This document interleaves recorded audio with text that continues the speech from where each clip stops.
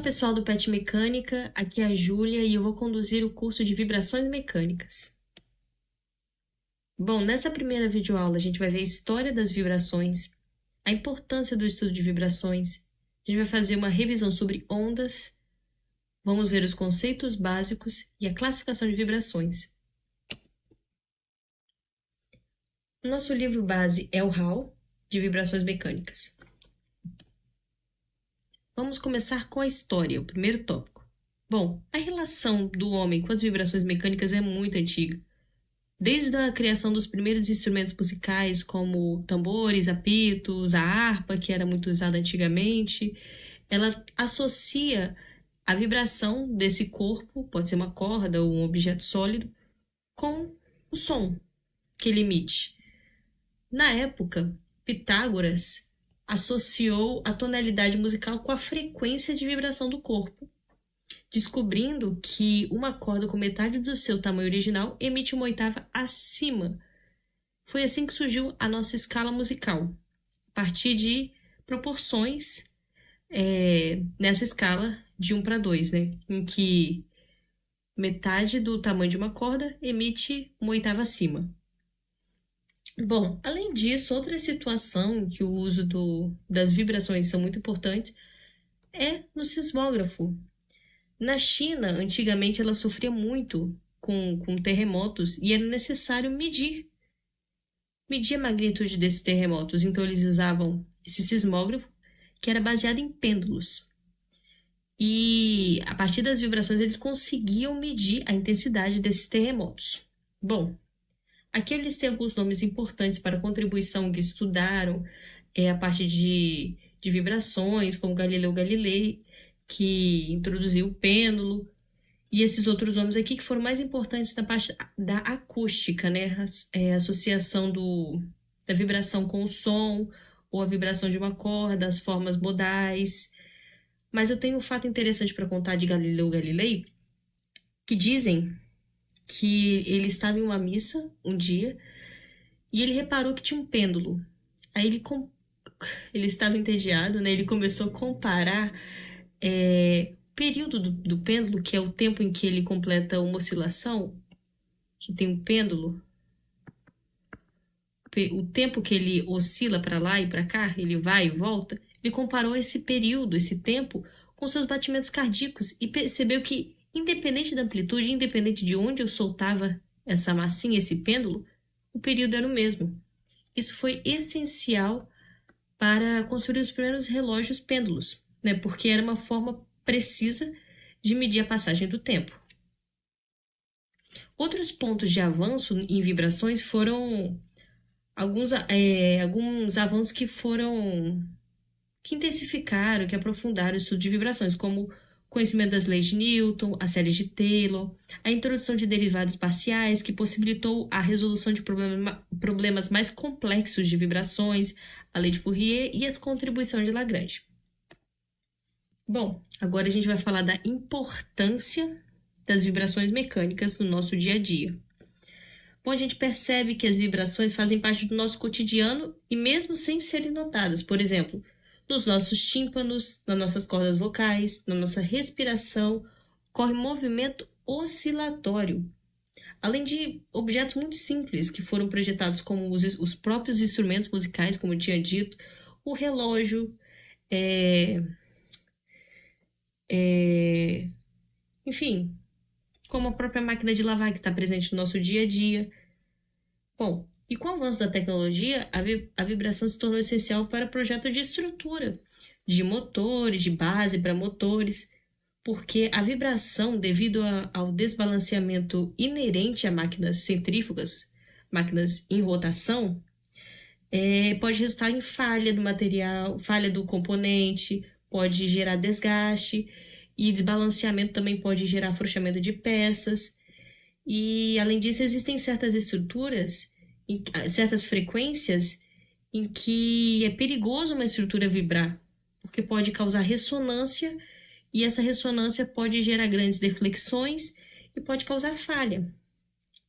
Existem, nas vibrações, no estudo de vibração, a gente pode querer produzir a vibração, tentar reduzir a vibração ou controlá-la.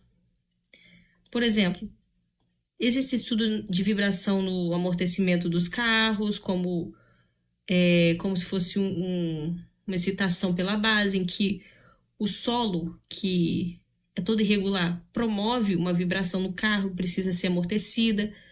Aqui, naturalmente, os motores eles são desbalanceados levemente, nem que seja levemente, há um desbalanceamento. Aí a base do motor precisa ser projetada para amortecer essas vibrações. A máquina de lavar, que a gente propositalmente coloca um desbalanceio para poder ela vibrar. A própria roupa, ela desbalanceia essa rotação, né? A peneira, e entre outros, existem outros exemplos no nosso dia a dia em que o estudo de vibrações é de extrema importância. Bom, agora a gente vai para a revisão. É uma revisão simples, mas que é importantíssima para evitar erros no futuro. Bom, quando a gente trata de onda, é como a gente vê na imagem, simplesmente como nós vemos na imagem. Pode ser tratado como uma senoide, ou como cosseno, ou até uma soma de senos e cossenos. Mas o que nos importa é o que é o comprimento da onda. O comprimento da onda é a distância de uma crista a outra, ou de um vale até o outro, ou do início da onda até seu final. Esse é o lambda. E o que é o período? O período é o tempo necessário para a onda andar lambda, entendeu? É o tempo de uma oscilação, esse é o período, e a gente mede em segundos.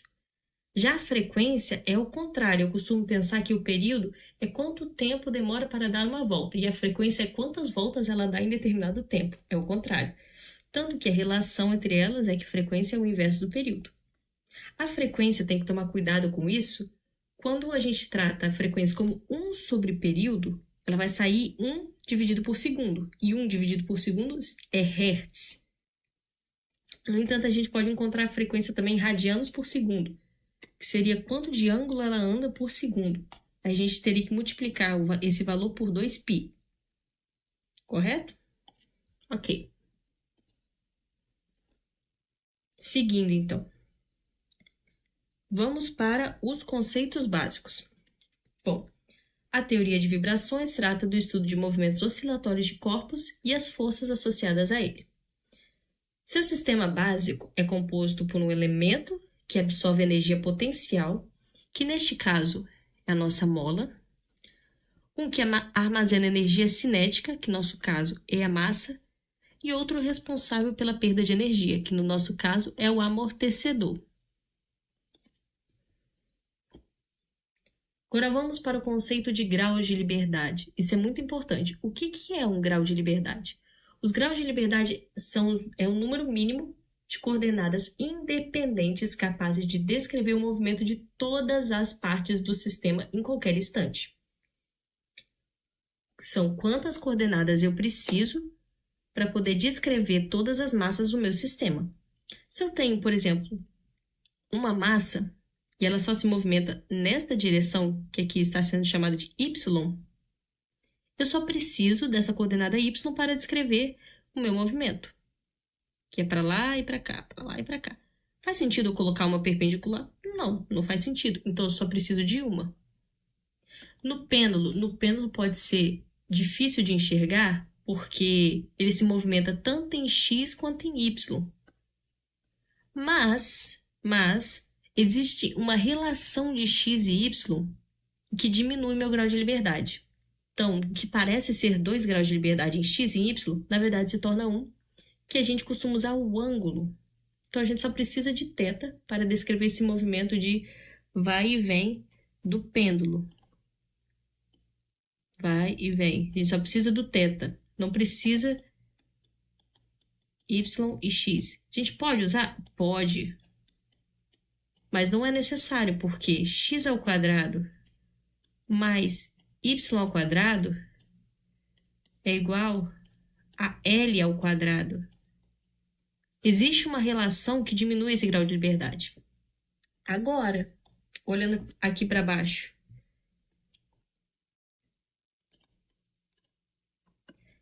nós temos duas massas. Imagina se eu tiro se eu tiro esse grau de liberdade, esse sistema de coordenadas? Eu consigo, por algum acaso, determinar onde que essa massa vai estar? Se eu tirar esse sistema de coordenadas? Eu não consigo. Então, para descrever o movimento desse sistema, eu preciso de duas coordenadas. Então, eu tenho 2 graus de liberdade. Assim como nesse pêndulo duplo. Eu preciso de 2 ângulos para poder definir o movimento desse sistema. Seguindo. Sistemas discretos ou sistemas contínuos ou distribuídos. Os sistemas discretos são aqueles que eu citei anteriormente no slide passado. Aqueles que têm um número finito de graus de liberdade. Já os sistemas contínuos ou distribuídos são aqueles que possuem infinitos graus de liberdade. Como assim? Se eu pegar uma viga, há infinitas massas ali. Há infinitos pontos, há infinitas coordenadas. Normalmente, para resolver esse problema, nós usamos métodos computacionais que discretizam esse problema. Querendo ou não, a gente transforma um número infinito de graus de liberdade em um número muito grande, mais finito de graus de liberdade. Outros conceitos importantes são esses listados aí.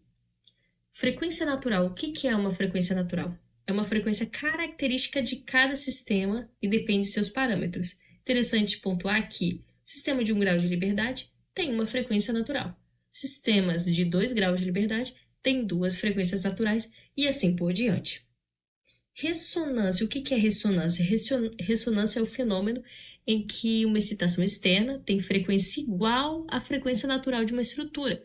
Ou seja, se eu tenho um sistema massa-mola e eu excito ele, coloco uma força externa que tem frequência igual à frequência natural desse sistema, vai ocorrer a ressonância, em que a vibração, a amplitude de vibração tende a aumentar até sofrer grandes deflexões. Isso é problemático. Isso foi fonte de muitas falhas catastróficas. Batimento. Batimento é um fenômeno que é quase igual a ressonância, mas é bem diferente. Fenômeno que ocorre quando o sistema oscila em 2 frequências muito próximas entre si. Aí você pode ver que um momento a frequência ela aumenta e ela diminui. Ela aumenta, mas diminui. É como se tivesse uma frequência dentro da outra. As formas modais e o modo de vibrar. Elas são as formas em que o sistema possui quando vibra em cada uma de suas frequências naturais. Simples assim.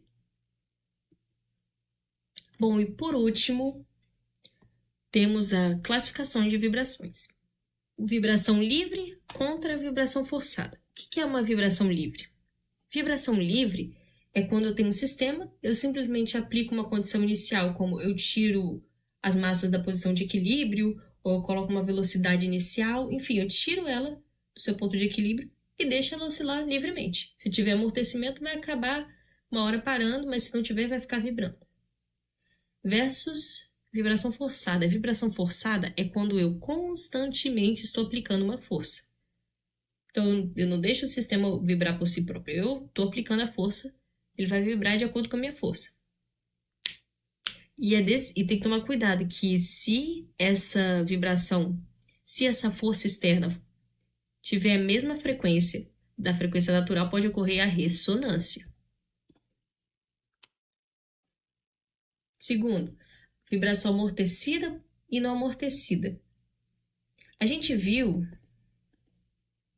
aqui, esse elemento, o amortecedor, que ele dissipa energia. Na vida real, há fontes que dissipam energia, então esse componente ele deve ser considerado, né? Mas idealmente, se não tiver amortecimento, e eu tirar do equilíbrio, vai vibrar para sempre. Mas na vida real existe amortecimento e uma hora ele vai parando. Nesse curso, nós vamos trabalhar apenas com vibração linear, em que o método da superposição ele possa ser aplicado. Vibração determinística e vibração aleatória. A vibração determinística é aquela em que a gente consegue prever, né? Em que a força externa, a força aplicada, ela é uma função determinada. Já a vibração aleatória é quando nós não conseguimos prever. A força externa aplicada é uma função de probabilidade. É uma probabilidade. Muito obrigada por assistir até aqui e até a próxima.